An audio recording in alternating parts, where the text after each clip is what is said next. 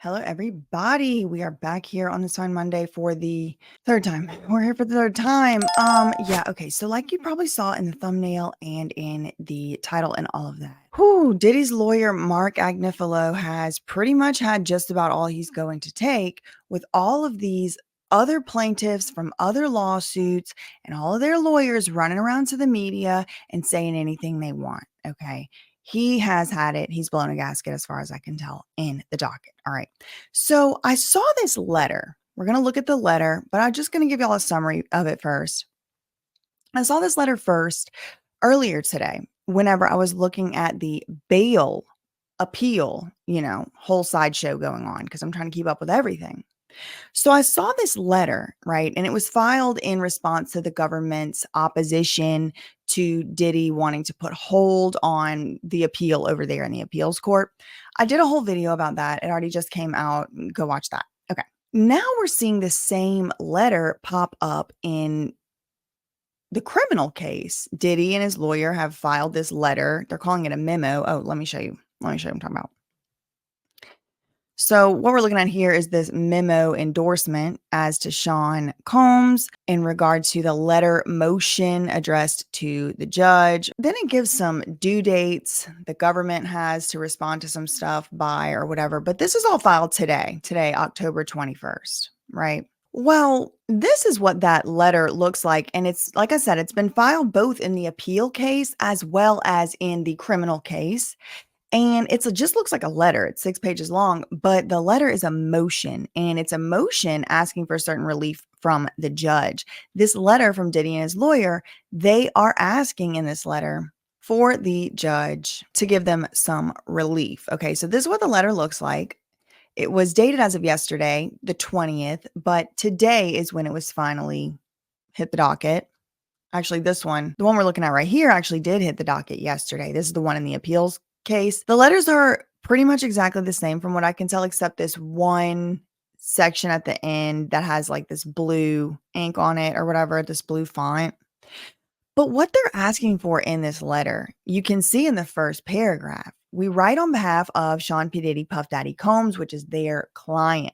Who is their client. And it says pursuant to local rule 23.1 and the 5th and 6th amendments to request. Okay, so they write on behalf of Diddy to request an order prohibiting, quote, further extrajudicial statements from prospective witnesses and their lawyers that substantially interfere with Diddy's right to a fair trial. And the laws that they're basing this motion on are the 5th and 6th amendments to the United States Constitution and local rule 23.1.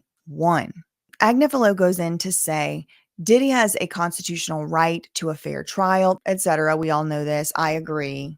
Next paragraph, to protect a defendant's constitutional rights, courts have an independent obligation to avoid the creation of a carnival atmosphere in high-profile cases. Okay, so all roads leads to clowns, but this letter is saying legal precedent. It's saying that courts and judges and everybody, they have an independent obligation to avoid the creation of a circus in the courtroom, right? Then the lawyer goes on to say that high-profile cases such as this one are at particularly high risk for prejudice. And so then we get the lawyer talking about local rule 23.1, which we were already just acquainted with whenever it was mentioned alongside the 5th and 6th Amendment. And it says that this local rule 23.1, quote, independently applies to lawyers for witnesses in the government's investigation. So this means, hello, Gloria Allred. Hello, Busby. Hello, Tyrone Blackburn. Anybody out here talking on the behalf of anybody that you're saying that your clients are cooperating with the United States government in their trial? You supposed to be shutting the hell up, Gloria and Busby, basically is what this lawyer is trying to say. Then he goes on to cite so many different allegations that have been aired in the regular, traditional mainstream media over the last few weeks, or I guess months, because this one's all the way back from July. So, TMZ, he quotes Deadline. They quote TMZ again, Rolling Stone, News Nation. They say that some of these stories have resulted even in, quote, outlandish conspiracy theories. So, what was the outlandish conspiracy theory according to Diddy and his lawyer? Okay, take note. Take your notebook out. I got it written down in mine.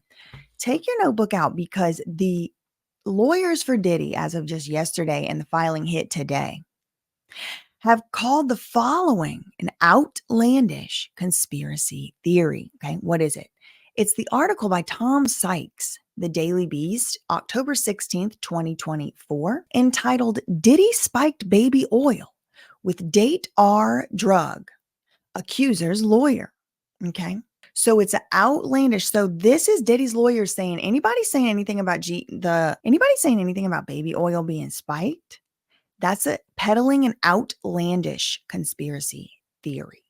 Now, for me, I don't know what was spiked, what, when, where, and how, because y'all know, as you know, very clearly on this channel, I was not there. How could I possibly know I wasn't there? So I'm not peddling any theories. I'm reading what's in this letter that just hit the docket yesterday. Okay.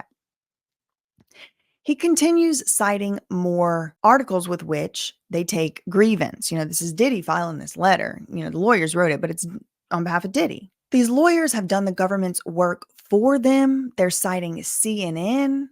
They're citing Law 360. They are saying, as counsel for witnesses in this case, these lawyers, including that one that's representing Adria English or whoever, the lady lawyer that's apparently is or maybe is not getting involved with the catch and kill of the video that that lady. She went on Piers Morgan after Jaguar, right? That one infamous time, or actually after, more specifically, Vladimir from Vladimir TV.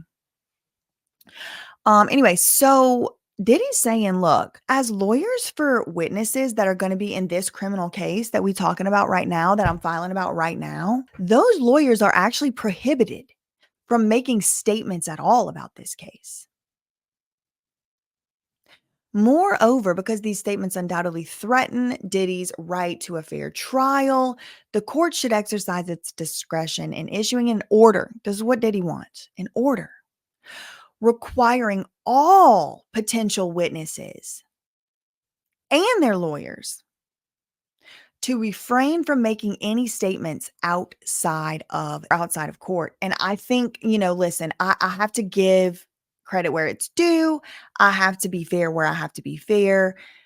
I could see where these lawyers are coming from. It must be, feeling a little bit difficult. And I could see if what they had done in this filing was to say, look, Your Honor, the government should have to give us specifically which witnesses they're going to rely on because we are going to ask for the gag order for those specific witnesses. And then even in that case, I take personal ethical issue with that because you're really taking away the First Amendment right to freedom of speech to any and all prospective victims, alleged victims, even if they're not even victims. That could apply to so many people.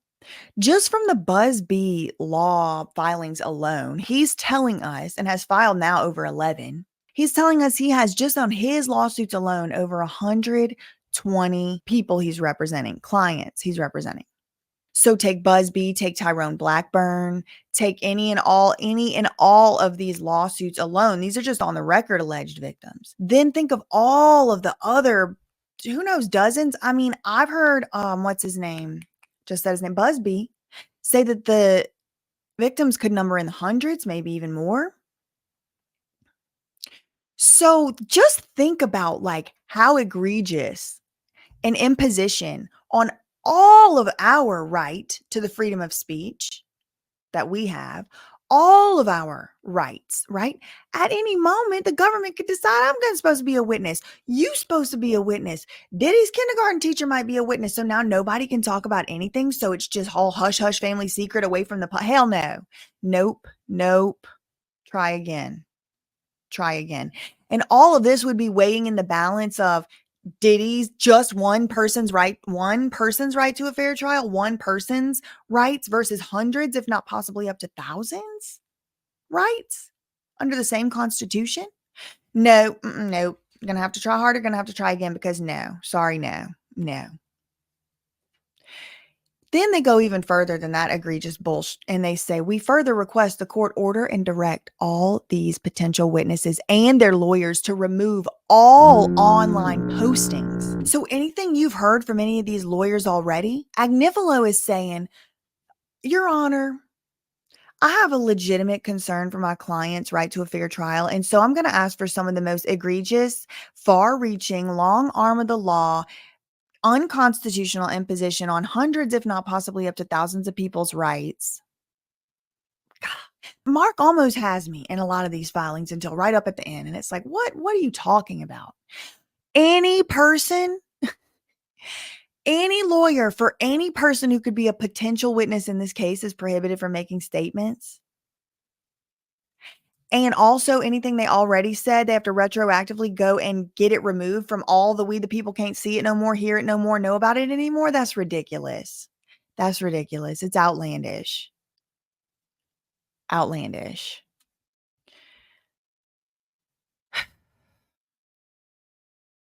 Each day that passes brings a fresh wave of publicity, often at the direction of accusers and their counsel, further prejudicing Mr. Combs' right to a fair trial.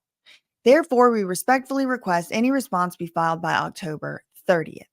Now, remember I told y'all at the beginning of this same letter, almost exact same letter, was filed twice. Once yesterday, it hit the docket. Today, it hit the docket in a different case. It's really the same case, but one case going on right now is Diddy's bail appeal. Another case going on right now is the case underlying the bail appeal, which is the big criminal case. Now, don't confuse any of that with all the 11 other cases going on with civil complainants who are alleging to be victims of Diddy that are just suing in regular court themselves, having nothing to do with a criminal trial. So some of those people, they're acting as witnesses for the government, I guess, apparently. And Mark Agnifilo is saying, okay, so of those people, they need to shut the hell up. And also their lawyers need to shut the hell up because they're not even allowed to be talking about this. They need to zip it. And, for those people, fine, great, whatever. I'm not a member of that class. I am biased, but I'm just thinking about like all the possible far reaching tentacles to this. Who could possibly be called as a witness here? Any and everybody, even people who are not accusing Diddy of anything, should be silenced for literally this could be years long trial. This could be years. This could be decades. Who even knows? It's like, no, I'm just not with it. I'm just not with it. Yeah, and they're wanting people to remove stuff from online that's already been posted. I mean, I don't know. It's just giving Lou Taylor tactic. It's just sounding so familiar to what I dealt with, but that's a story for another day. I do have a video premiering in about 7 minutes, so I do need to run, but that is what I wanted to update y'all with as far as this goes. And that's all I really had for today. So in the meantime, facts ain't defamation, and I'm not alleging any of this stuff happened because, girl, I was not there. Love you, mean it. Okay, bye. Hello, everybody. If you made it to the end of this and you are watching the premiere, then sit right where you are because we are going to go over to BJ Investigates and see the coverage that I just made today, kind of like sort of still breaking news. The CEO of Abercrombie done got indicted on similar charges to Diddy, and let's just go talk about it over there. See you over there. Love you, Nick. Bye.